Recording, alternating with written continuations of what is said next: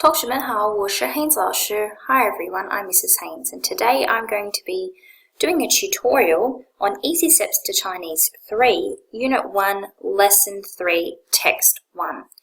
This particular text is called Seeing a Doctor, and it's called Kan Bing. Kan Bing.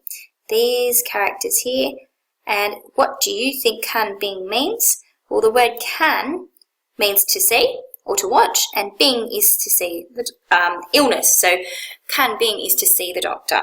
Okay. Now this dialogue is between a doctor and a patient. So you can see that the doctor is a 医生. Can you say 医生? Now 医生 is a person who is a doctor, and then this person 病人 patient. Sick person is what it says.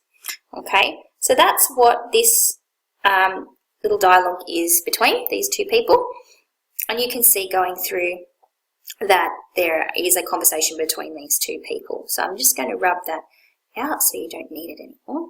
So firstly, the beginning of the dialogue, we have 你哪儿不舒服? 不舒服 means to be uncomfortable, but it means not well. So here, what does this word here mean? 哪儿. And when we have that R on the end of the word 哪儿, it means where specific. So we use that one when we say 你住在哪儿? Where do you live? Now here, it's asking you to specify where specifically do you feel unwell. Now the patient replies, 我头痛 流鼻涕还拉肚子. So this person has 3 symptoms of illness. This, and this.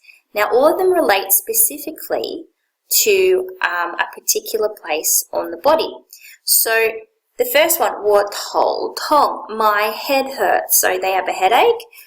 流鼻涕. This word 流 means to flow. Okay, so it's quite gross. A flowing nose, so we have a runny nose. And this one, this particular grammar function here, 还, also, that's what that means. Also, 拉肚子. Now the 拉 is like to let go. 肚子 is of your stomach, so it means to have diarrhea. Okay, so this person has 3 symptoms. To have a headache, they have a runny nose, and they also have diarrhea. So then the doctor continues and says, 你发烧吗? 发烧. What does 发烧 mean?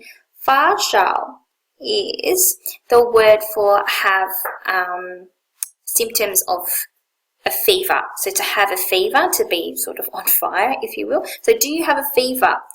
The patient then replies, 不知道, 不知道, which means I don't know. So don't know.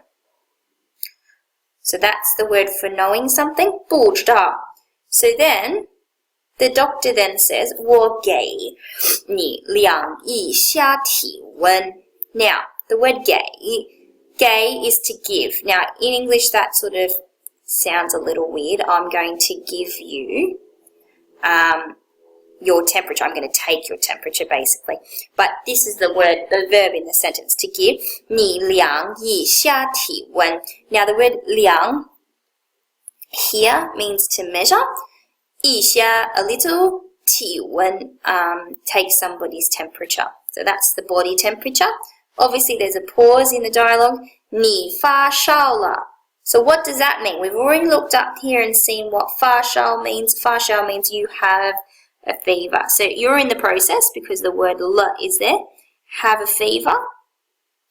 Then it says 39.5. So that means you've got a 39-degree temperature. Now if you look down here, 39.5. This word here is actually like the degrees, 度, and that's the temperature, which yes we know is a fever. Now 我给你开一些感冒药. So the most important word in this sentence is 药, which means medicine.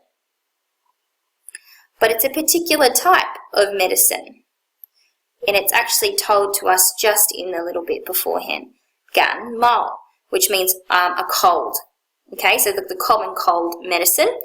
Now, grammar in this sentence, 一些is some, so some medicine. And the word 开 means to open, but in this situation, it's actually the verb to prescribe. So I'm going to give you a prescription for some cold medicine. And he gives 2 recommendations to the patient. They must 多喝水 and 多休息. Now, this word, must, will, and have.